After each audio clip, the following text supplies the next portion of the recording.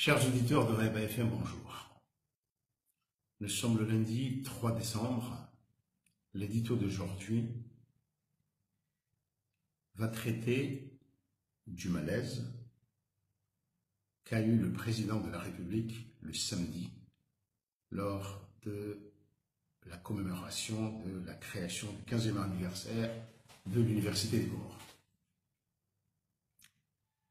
Le président Azali a eu un malaise. Quoi de plus normal, je dirais. Un homme de 60 ans, il fait très chaud, un homme qui vraisemblablement travaille 16 heures par jour, peut-être. Très peu de semaines. Un malaise, cela arrive même à des adolescents en bonne santé sportive. Mais tout de suite, comme c'est souvent le cas dans notre pays, c'est devenu un sujet de polémique, un sujet éminemment politicien. Et les réactions d'un côté comme de l'autre font preuve ou témoignent du peu de maturité dans nos débats politiques. Le président Azali, ou plutôt, je commencerai par dire que M. Azali Assoumani est président de la République. Mais le président de la République n'appartient pas à M. Azali, n'est pas une exclusivité de M. Azali. Le président de la République, à travers M. Azali Assoumani, nous appartient à tous. Chacun de nous a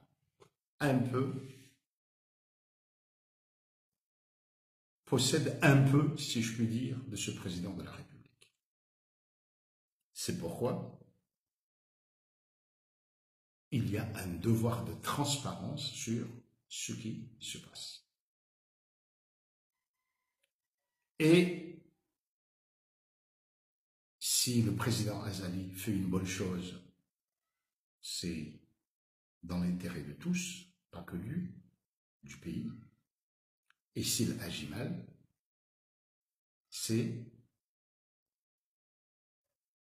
cela est dommageable à nous tous.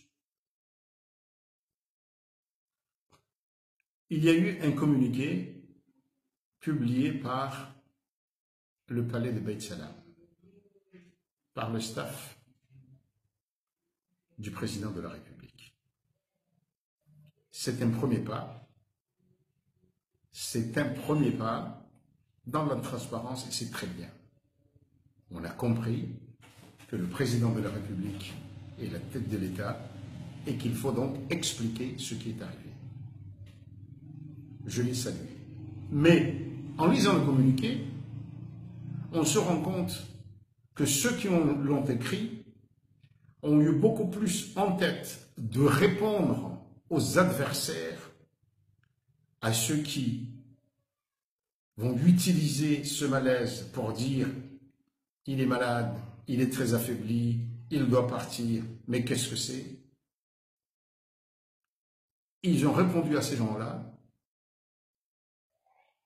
et non aux citoyens. Ils ne se sont pas du tout préoccupés de l'État. Ils ont écrit quoi? Ils ont écrit que ce malaise, cela, a en quelque sorte déterminé le président à arrêter de lui-même le discours et s'asseoir. C'est-à-dire, c'est un processus, ce qui s'est passé, le président a maîtrisé tout du début à la fin. Mensonge. Mensonge parce que tout le monde a vu la télévision d'État, a regardé ça. On a vu le président de la République vaciller, tomber.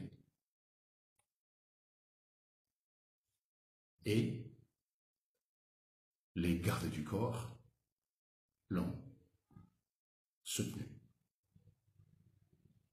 qu'il ait repris ou qu'il ait été conscient tout de suite après et ait parlé, mais il y a eu ce moment de faiblesse important et je ne vois pas qui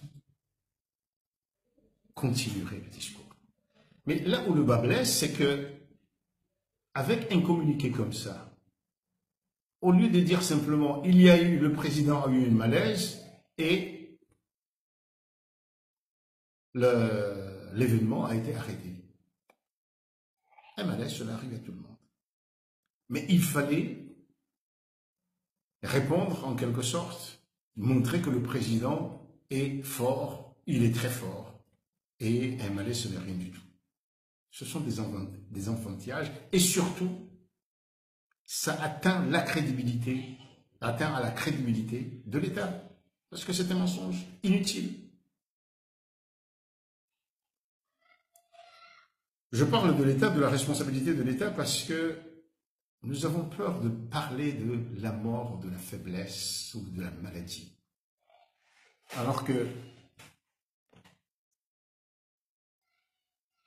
c'est un devoir pour un pays, pour une nation, de prévoir les cas difficiles. Tant plus que nous avons vécu ça. Nous avons eu le président Ali Soali assassiné. Cette décision s'est faite très rapidement parce que ceux qui l'ont assassiné étaient de ceux qui allaient hériter le pouvoir. C'était un projet en quelque sorte. Il y a eu le président Ahmed Abdallah, assassiné par des forces extérieures. Ses partisans, le pays n'était pas du tout préparé à ça. Il n'y a donc pas eu continuité de la politique. Il y a eu des bouleversements, bien sûr. Il y a eu le président Taki, mort peut-être naturellement, je ne sais pas, mais même si le président de la Cour constitutionnelle, comme sous le président Abdallah, comme après la mort du président Abdallah, a assuré la transition, après on a eu un coup d'État, avant on a eu des soubresauts importants jusqu'à des élections d'un candidat qui n'était pas prévu. Donc des événements comme ça doivent nous amener à réfléchir sur la solidité de ce qui est prévu pour éviter au pays des soubresauts,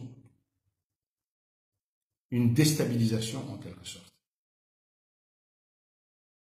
Et c'est là où, en espérant longue vie au président Azali,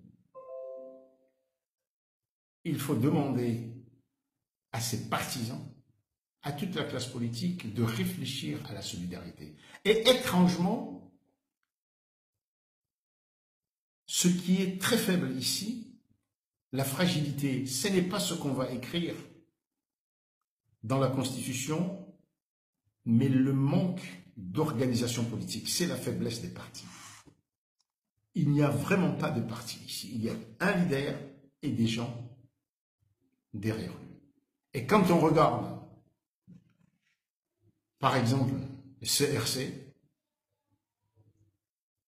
et même le gouvernement aujourd'hui, le premier des ministres, par exemple, est-ce que c'est quelqu'un qui a l'autorité nécessaire ou c'est quelqu'un qui a l'autorité nécessaire pour réunir des gens, pour se faire écouter, ou on l'a choisi parce que c'est celui qui est le plus fidèle, celui qui ne risque pas de lever la voix, d'élever la voix en face du président. Est-ce que dans le parti au pouvoir, celui qui est secrétaire général est quelqu'un qui peut réunir, qui peut se faire écouter? Je le dis aujourd'hui au CRC, mais tout le monde. Pourquoi je dis ça?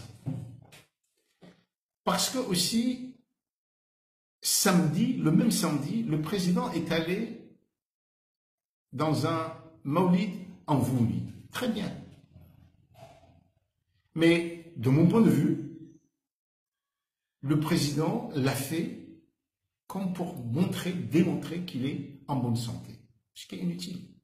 Là, c'est comme s'il répond à ses adversaires, mais qu'il ne se dit pas que sa santé est très importante pour nous, citoyens, et pour le pays, et donc il se repose. Je ne veux pas croire qu'il n'y a eu personne pour dire au président de la République « reposez-vous ». Aux médecins, on ne peut rien dire. Mais cela veut-il dire qu'il n'y a personne qui a une influence qui est écoutée par le président de la République? Le président de la République a 60 ans. Il travaille, je suis certain, au minimum 16 heures par jour, à recevoir, à parler. Quand il y a un malaise, eh bien, il a le devoir envers nous de se reposer. C'est un devoir. Indépendamment de la maladie, qu'il se repose. C'est un homme. Dans toutes les cultures, il y a un jour de repos. Et quel que soit ce que peut dire Mchangama adversaire, Aboudou adversaire, etc., mais le président de la République doit penser à Mchangama citoyen, Aboudou citoyen, et dire « j'ai ces responsabilités, je n'ai pas à démontrer quoi que ce soit, surtout je dois, moi, président de la République tout-puissant, prendre 24 heures de repos, 16 heures de repos, et être bien en forme, parce que ces gens m'ont fait confiance, et ils m'ont fait confiance en sachant que je suis un être humain. À demain.